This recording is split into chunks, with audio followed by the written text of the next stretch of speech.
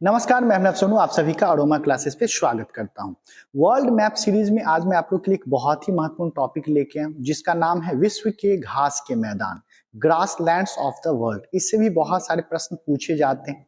इससे पहले वाले वीडियो में हम लोग ग्रेट लेक्स के बारे में देखे थे कि सुपीरियर झील की क्या विशेषता है, मिशिगन झील की क्या विशेषता है, ह्यूरॉन झील की क्या विशेषता है। आज हम लोग ग्रास लैंड्स के बारे में देखेंगे। तो ग्रेट लेक्स में हम देख चुके हैं कि यह उत्तरी अमेरिका में 5 लेक्स था, उसके सभी विशेषताओं के बारे में हम क्या किए, देख लिए। आज हम देखेंगे उत्तरी अमेरिका में कौन घास के मैदान है, दक्षिणी अमेरिका के प्रमुख घास के मैदान कौन है, अफ्रीका के घास के मैदान को क्या कहते हैं। तो देखिए, वास्तव में घास का मैदान होता क्या है, सवाल ये। तो घास का मैदान वास्तव में क्या है, एक समतल मैदान है। घास का मैदान क्या होता है, एक समतल मैदान है जिस पर दूर दूर तक घास क्या रहते हैं, फैले रहते हैं। घास के साथ साथ कुछ जगहों पर आपको झाड़ियां भी मिल जाएगा और एक आध वृक्ष भी आपको देखने को मिल जाएगा, ट्री भी कहीं कहीं पर आपको देखने को मिल जाएगा। लेकिन आप देखिएगा अगर घास के मैदान को, तो दूर दूर तक घास ही आपको क्या होगा, दिखेगा और पूरा मैदान क्या होगा, समतल मैदान होगा। और ये जो घास है सामान्यतः कौन सी घास है, मुलायम घास, ताकि यहाँ पर पशु क्या कर सके, इस मुलायम घास का क्या कर सके, सेवन कर सके। तो पूछ देगा घास का मैदान है क्या, तो घास का मैदान एक समतल मैदान होता है जिसमें दूर तक क्या है, घास ही फैला रहता है, मुलायम घास फैला रहता है। बीच बीच में आपको झाड़ी भी मिल जाएगा और कुछ क्या होता है, वृक्ष भी मिल जाता है। लेकिन वृक्ष का संख्या उतना ज्यादा नहीं होता है जितना आपको वन में है, फॉरेस्ट में है। घास के मैदान में अधिकांश आपको क्या मिलेगा, घास ही मिलेगा।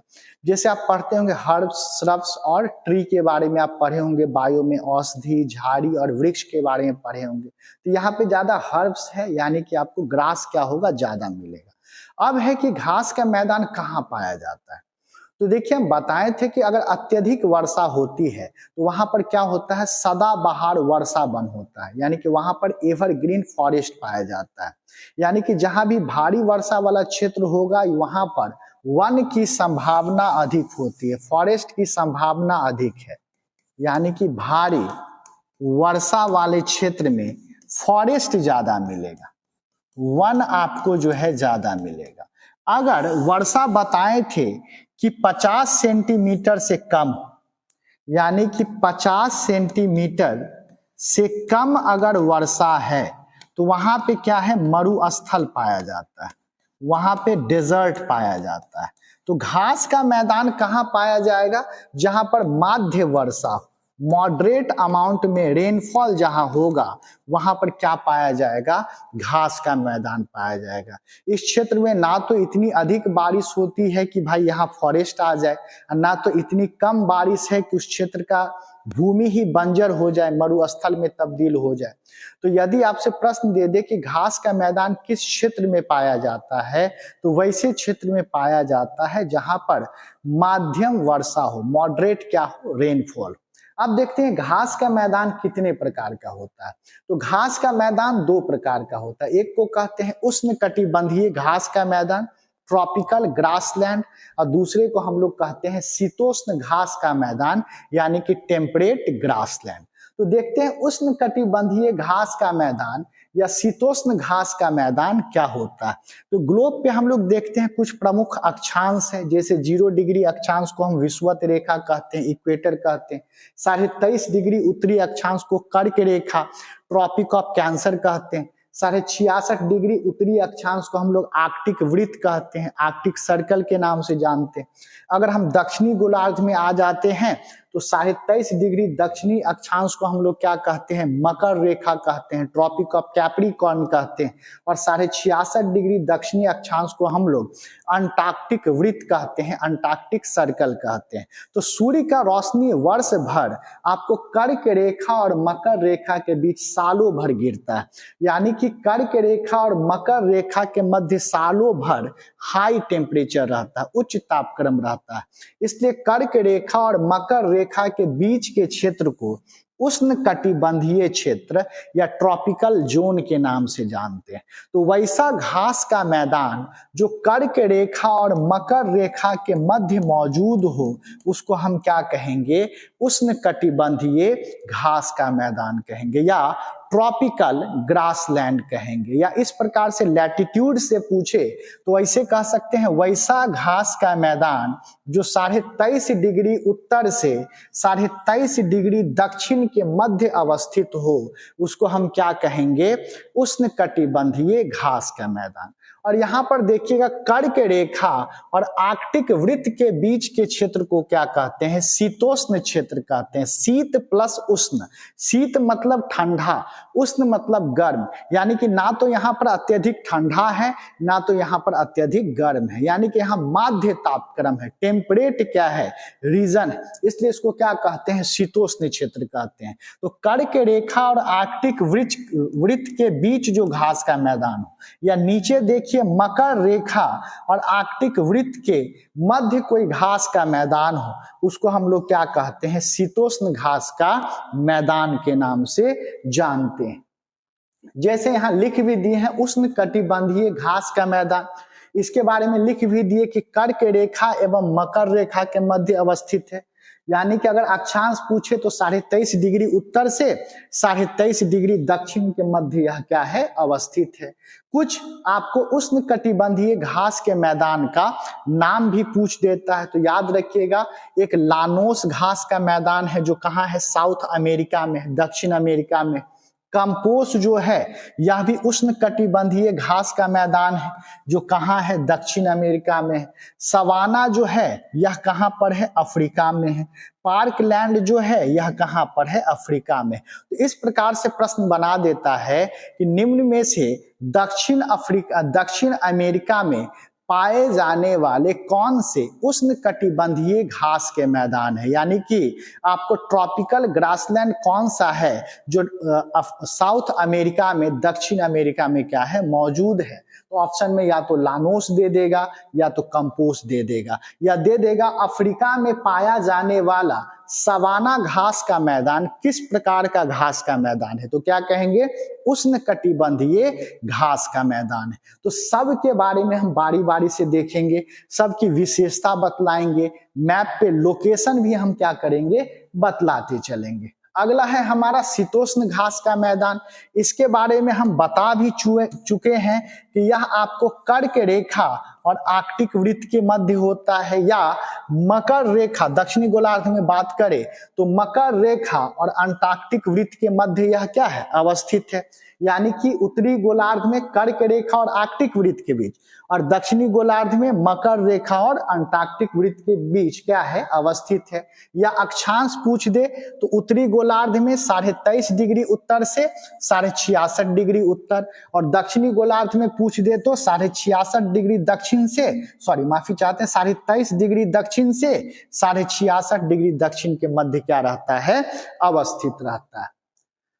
तो इसमें कुछ देखते हैं शीतोष्ण घास के मैदान का उदाहरण। तो पहला प्रेरी जानते होंगे जो कि कहाँ है? उत्तरी अमेरिका में है।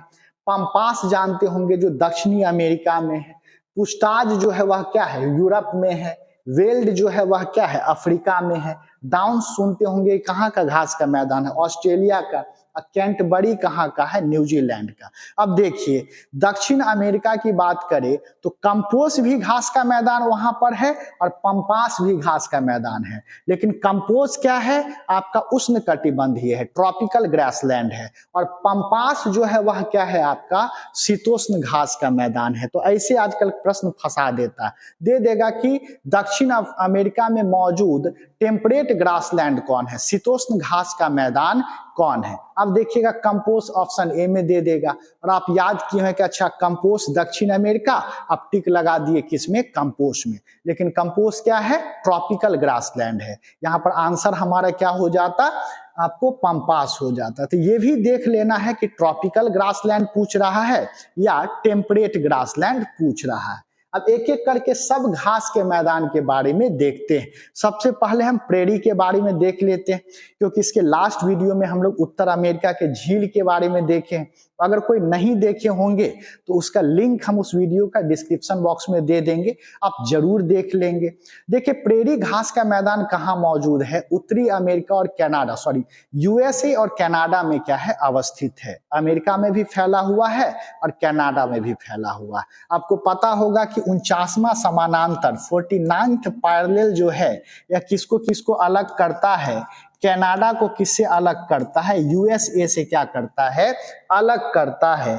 तो यही 49वां समानांतर के निकट इस प्रकार से घास का मैदान क्या है, फैला हुआ है और इसी को हम किस नाम से जानते हैं, प्रेरी के नाम से जानते हैं। तो पूछ देगा प्रेरी घास का मैदान किस महाद्वीप में, कंटिनेंट पूछ दे तो क्या कहेंगे, नॉर्थ अमेरिका, उत्तरी अमेरिका। किस देश में विस्तारित है तो क्या बोल देंगे, यूएसए और कनाडा में इसका क्या है, एक्सटेंशन है। और कहां पर विस्तारित है तो सीमावर्ती क्षेत्र में है, यानी कि कुछ भाग कनाडा में है, कुछ कहां पर फैला हुआ है, यूएसए में। तो यहां लिख भी दिए हैं कि उत्तरी अमेरिका का प्रमुख घास का मैदान है। दूसरा बता दिए कि यूएसए और कनाडा में इसका क्या है, विस्तार है। और यूएसए और कनाडा में भी कहां पर, तो जो सीमावर्ती क्षेत्र है 49वां समानांतर है उसके आसपास के क्षेत्रों में प्रेरी घास का मैदान क्या है, मौजूद है। और याद रखिएगा प्रेरी घास का मैदान जो है वह गेहूं और मक्का के उत्पादन के लिए बहुत ज्यादा प्रसिद्ध है। यहाँ पर गेहूं और मक्का बहुत ज्यादा उगाया जाता है। इतना ज्यादा गेहूं का पैदावार यहाँ किया जाता है कि इस प्रेरी घास के मैदान के निकट एक शहर है जिसका नाम है विनीपेग, उसको विश्व का गेहूं मंडी, wheat basket of the world के नाम से जाना जाता है। और हम बताए थे कि यूरोपीय देश जहां भी घास का मैदान है वहां पर लोग एनिमल हस्बेंड्री, पशुपालन बहुत ज्यादा करते हैं। तो प्रेरी घास के मैदान में तो गेहूं और मक्का तो उगाते ही उगाते हैं, साथ साथ इस क्षेत्र में पशुपालन भी बहुत ज्यादा होता है। और पशुपालन ज्यादा होता है तो दो प्रकार के पशु होते हैं, एक दुधारू पशु होते हैं, मिल्च एनिमल्स होते हैं, और दूसरा जो होते हैं दूध नहीं देते हैं।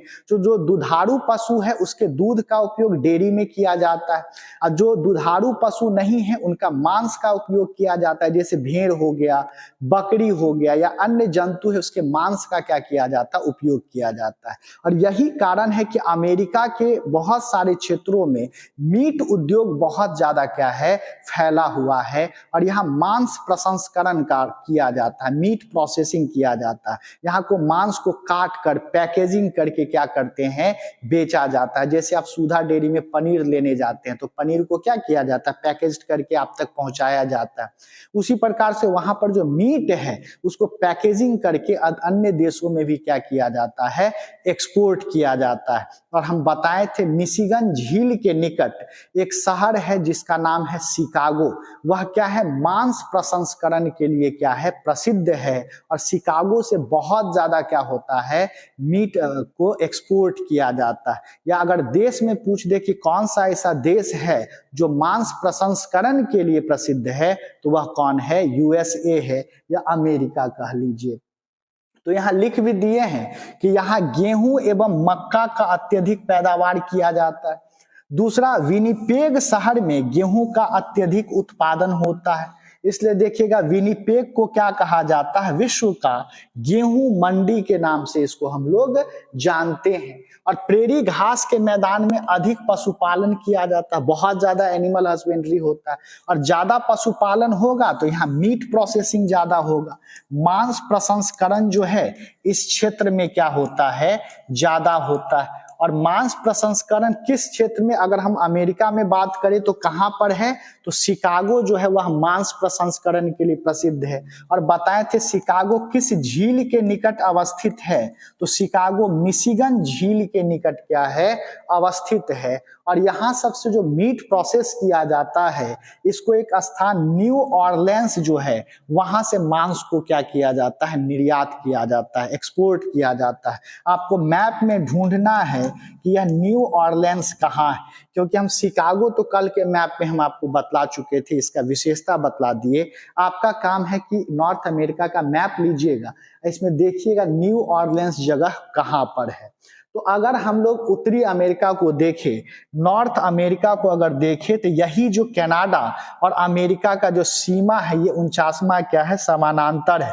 49th क्या है, पैरेलल है। और यहीं पर आपका क्या है, प्रेरी घास के मैदान का क्या है, विस्तार है। कनाडा और अमेरिका में क्या है, विस्तार है। और यहीं से फिर क्या किया जाता है, मांस को, गेहूं को, सबको भेजा जाता है। ये जो झील है मिशिगन झील है, और यहीं पर हम बताए थे शिकागो शहर है। और शिकागो जो है यह मांस प्रसंस्करण के लिए क्या है, प्रसिद्ध है। उम्मीद करते हैं यह प्रेरी घास के मैदान का सीरीज आपको अच्छा लगा होगा। अब ज्यादा से ज्यादा इसको लाइक जरूर करें और ज्यादा से ज्यादा शेयर करें। कल जो है हम लोग दक्षिण अमेरिका के घास के मैदान के बारे में विशेषता बतलाएंगे, अफ्रीका के घास के मैदान के बारे में विशेषता बतलाएंगे। तो